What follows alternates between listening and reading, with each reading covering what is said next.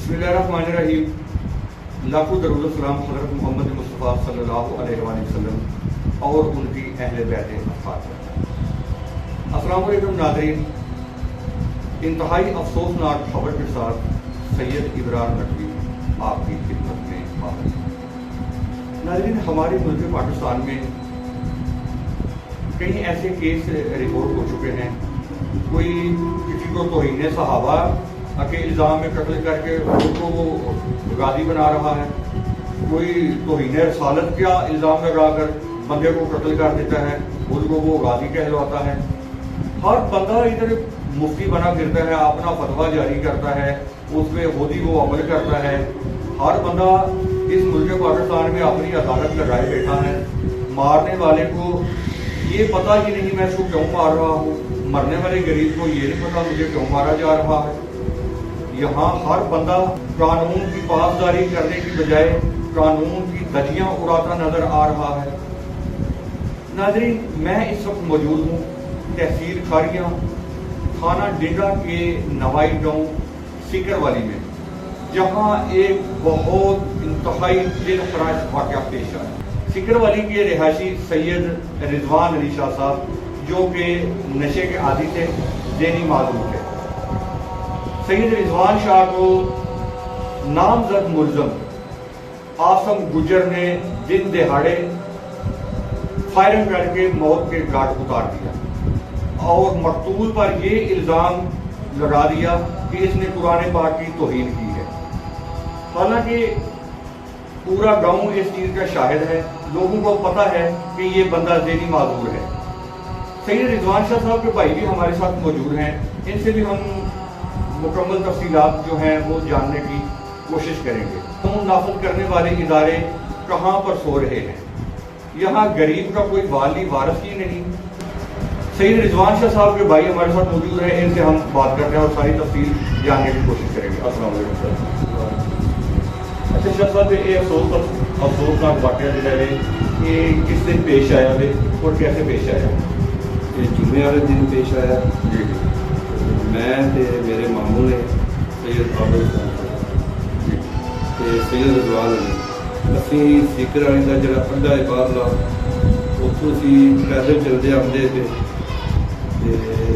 एक पाँव की मजबूर ने मामू की, इस वजह तो रिजवान जो साढ़े को 4 कदम अगे से जोड़ा मौका है वारदात है उदू जिथे होया वो 4 कदम तकरीबन एक नाल कह लो पिछे सी ते अगे आसम जोड़ा है वो कब्रिस्तान की दीवार के नालों दूसरे भी बंदे सी 3-4 वो उतों दीवार बुला के आया तो फायरिंग शुरू कर दी। असी फिर थोड़े दूर थी 4 कदम के फासले से तकरीबन उतों असी फिर एक नाल गली है उसकी दीवार की नुक्कड़ से खलो के असी अपनी जान बचाई वो जोड़ा फायरिंग करके वो फरार हो। ठीक है भाई साढ़े 4 गोलियां लगियां जी। एक गोली उन्हें सीधी पिछानी से मारी है मत्थे से जी, बाकी 3-4 गोलियां जिसों के मुख्य लगी।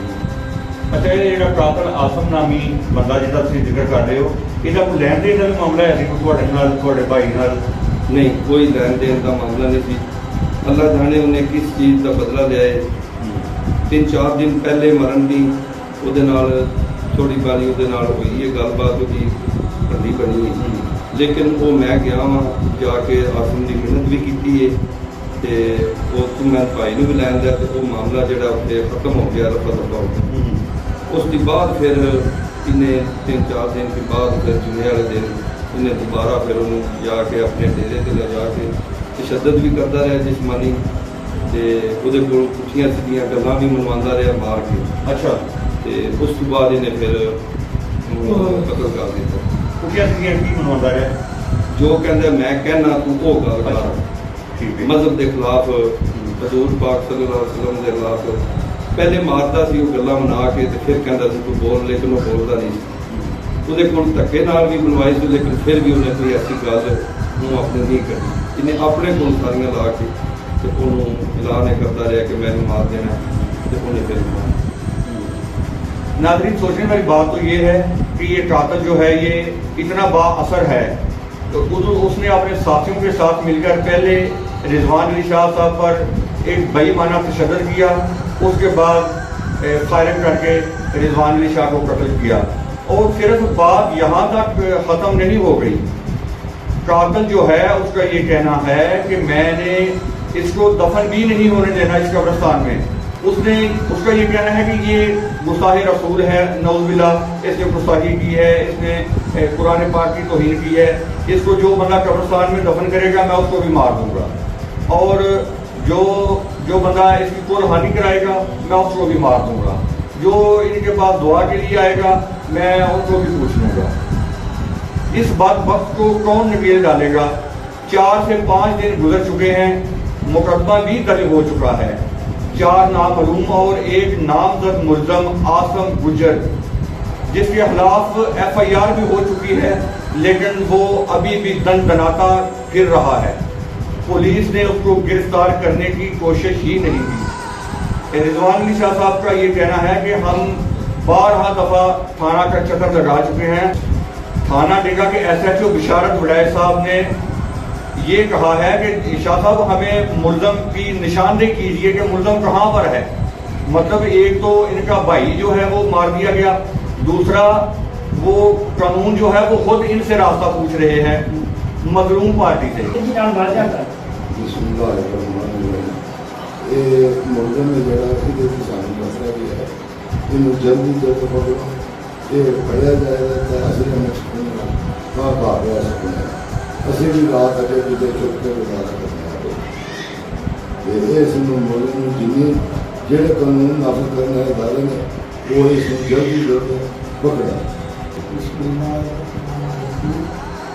जनाब, जितने भी महकमे हैं साढ़े पुलिस वाले SP साहब, DSP साहब, जितने भी हैं थाना डिंगा चौधरी बिशारत साहब की बराए मेहरबानी करके इस मुल्ज़म को फड़न की कोशिश करन। असी रात हो जाइए, सानू बड़ी परेशानी इस बंदे की है भी दाद पता भी है सारे ना ये फटते ने पे ना कोई काम करते हैं।